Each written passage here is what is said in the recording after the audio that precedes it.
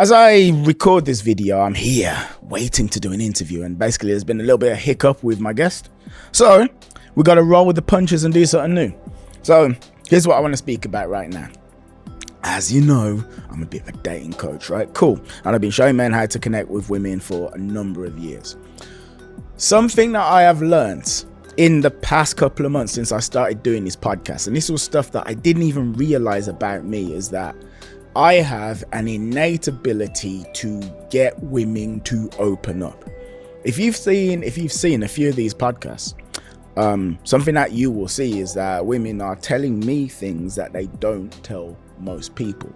They might be talking about sexual interest or pain, misery, trauma. Like they open up, they say stuff that is un-PC. And they say that stuff to me when they're not saying it to most people. They're admitting to wanting strong men, dominant men, all sorts of stuff. And then something that a lot of people say to me is, whoa, how are you actually doing this? How do you get these women to say stuff to you that they don't say to me? Why is it women are speaking to you about sex and they're talking about real stuff, but with me, they're holding back and they're not saying X, Y, and Z? And there's a couple of things that I do. And this isn't even stuff that I learned per se. These are like innate superpowers to me that I didn't even realize I had until it was kind of thrust in my face. So here's a couple. Number one is this, right? I don't judge women at all. And if you want women to open up to you, you have to not judge them. Now, what does that mean? What it means is this, right? Look at any of my videos. Like there's one on screen right now, right? And Ray, you're going to play the interview with Georgina, right? This interview that's on screen right now, this woman is speaking about all sorts of sexual things that she has done, right? Stuff involving feet and anyway, she's talking about all sorts of kinks that she has. Here's something that you should notice. When she's talking about these kinks, is there any part of me that's looking at her and being like, oh no, you are a slut, I can't respect you now? Absolutely not.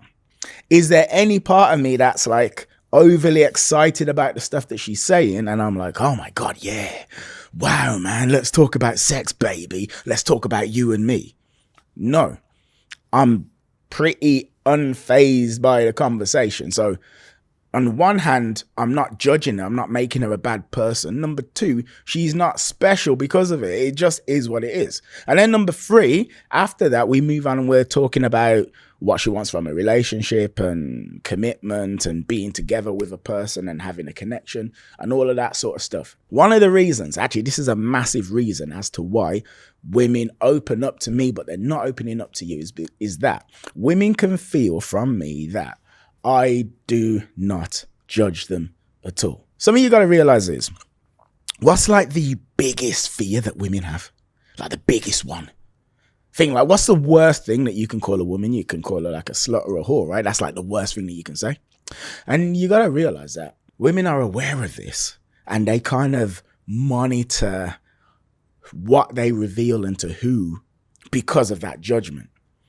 And if a woman feels like she's going to be judged by you for revealing certain aspects of herself, the odds of her revealing those aspects to you drop massively.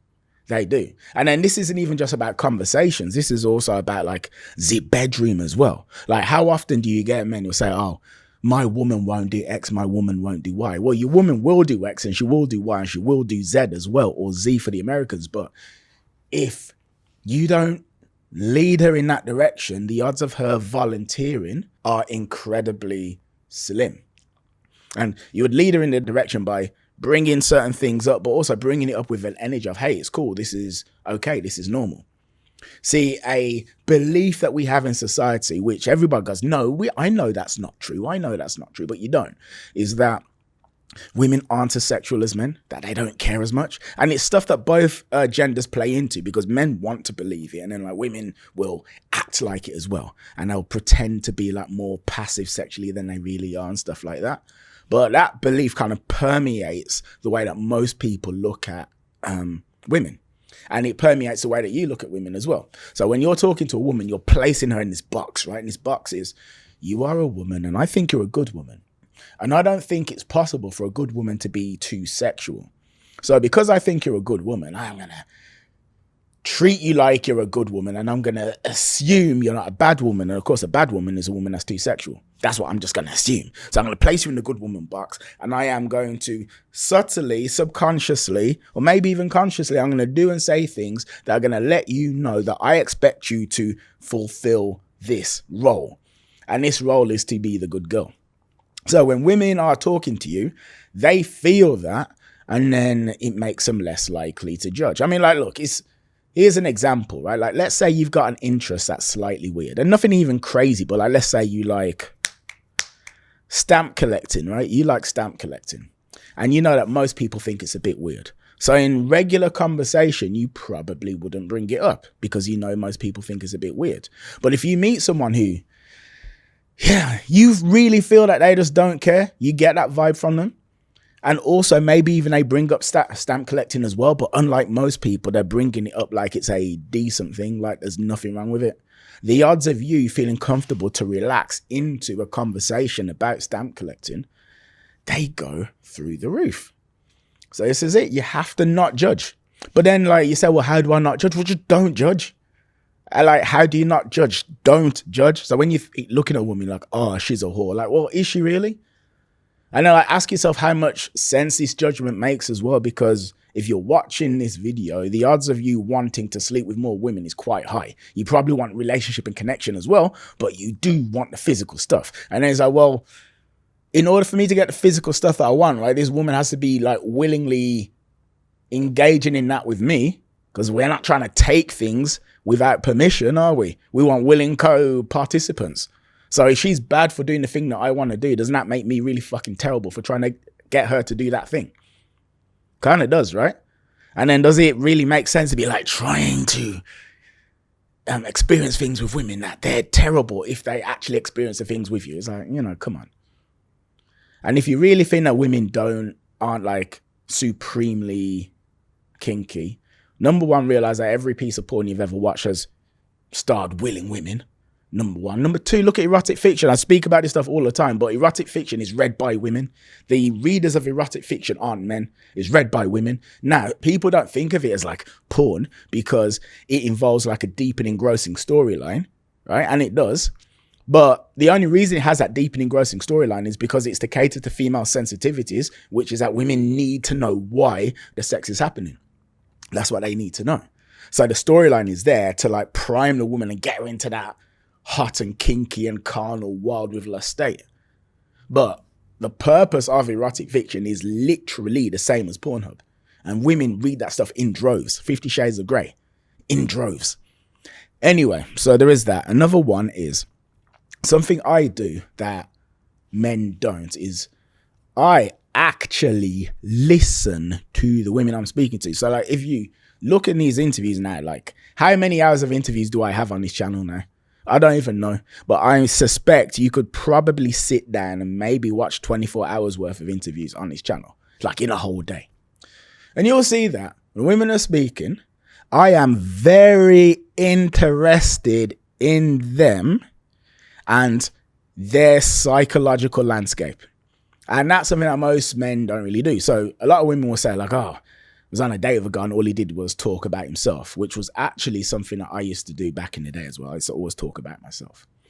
And like when you're with a woman, you're just talking about yourself, talking about yourself, talking about yourself. Even though you might be doing that because you're scared or you're shy and you're trying to overcompensate. How that usually looks is, I don't find you to be particularly intriguing. I don't find you to be particularly compelling. Ergo, I'm going to dominate the conversation and talk about myself. That's how that comes across.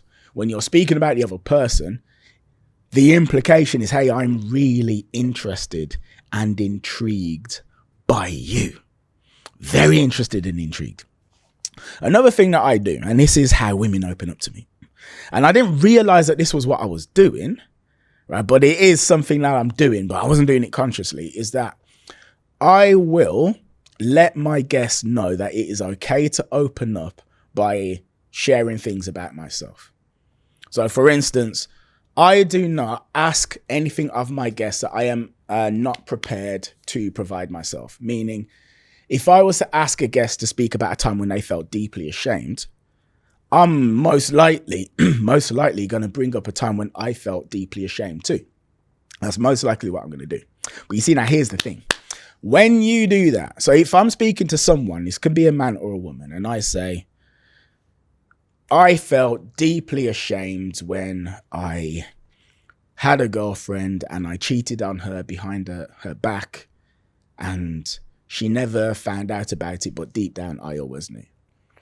If I say that to her, here's what I'm basically saying, or to him, but I'm basically saying, hey, I have done bad things too.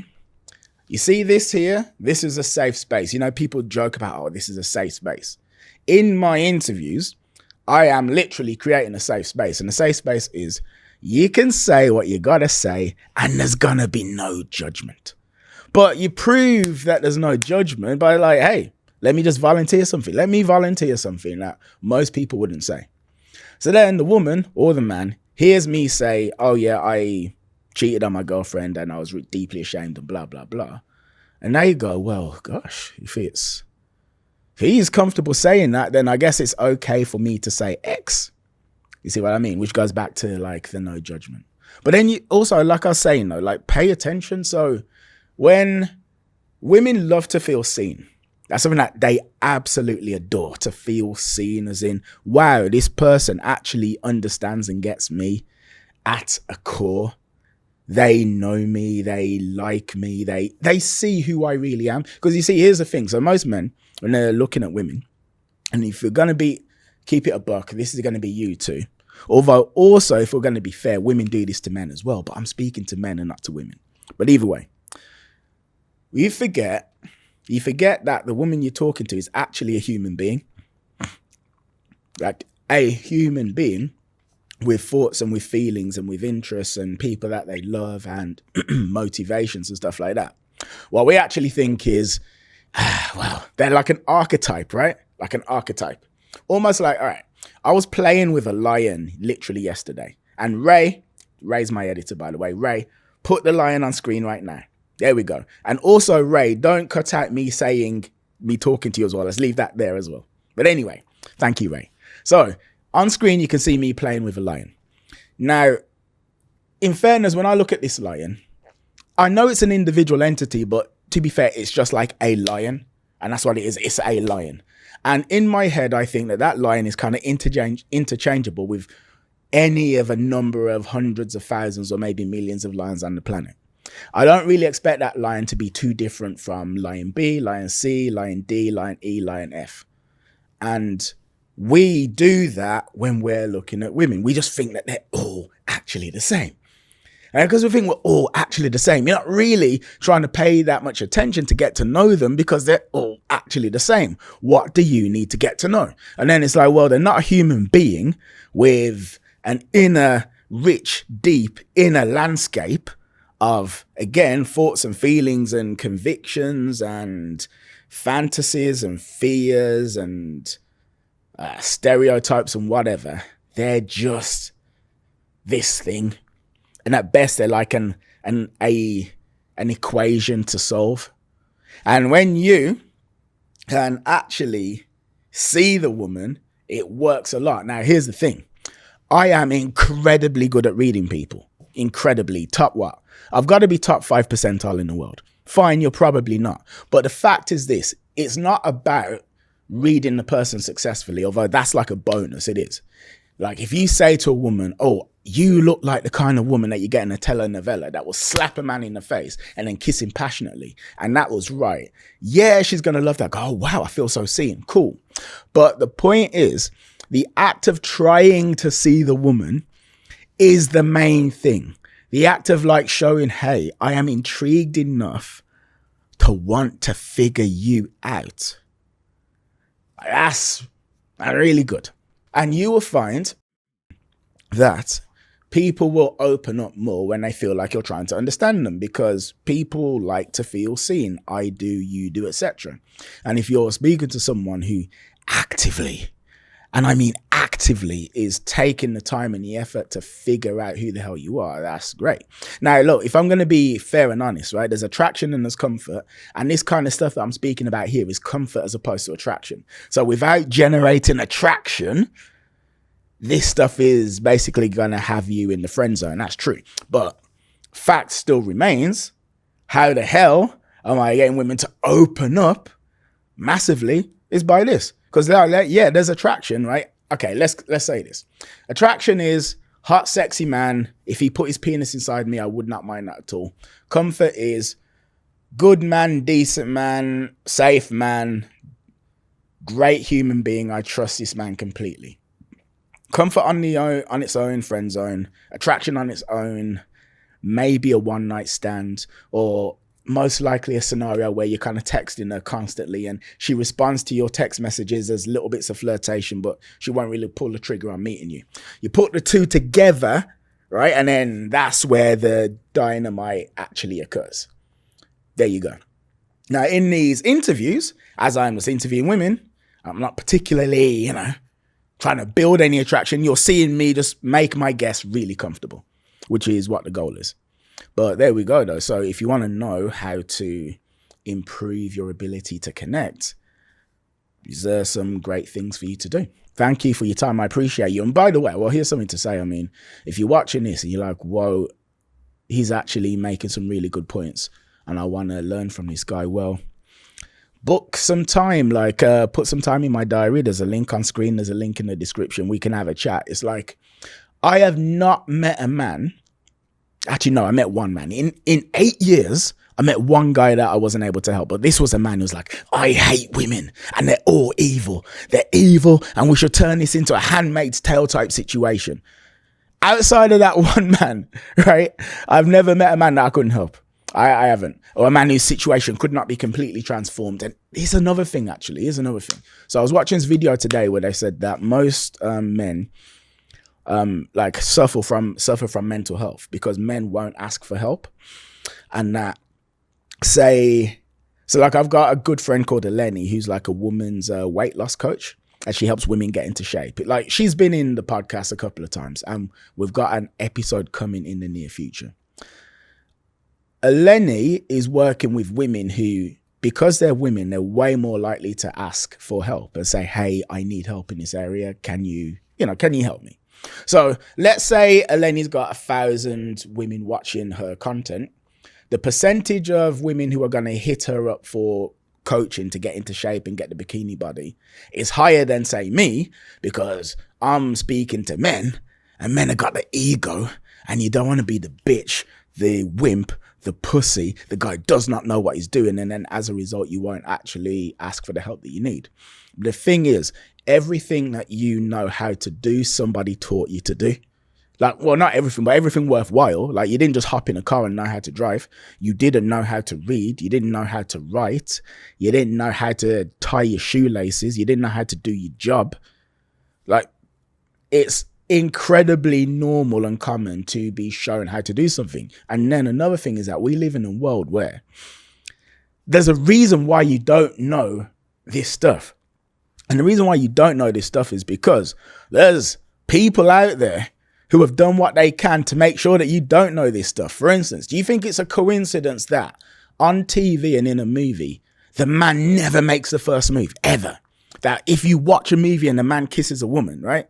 The woman has always, well, she kissed him, he didn't kiss her. You think it's a coincidence that women are attracted to men that make the first move, but in the media, all I show is women making the first move. So then that gets into your brain and makes you think, well, I don't want to be one of these like men that makes women feel uncomfortable. I'm just gonna sit back and let these women like come to me. I don't think that's a coincidence at all. There's a whole system at play that's doing everything it can to make me and you the weakest versions of ourselves. And what I'm basically saying is I am on the front lines fighting against that system.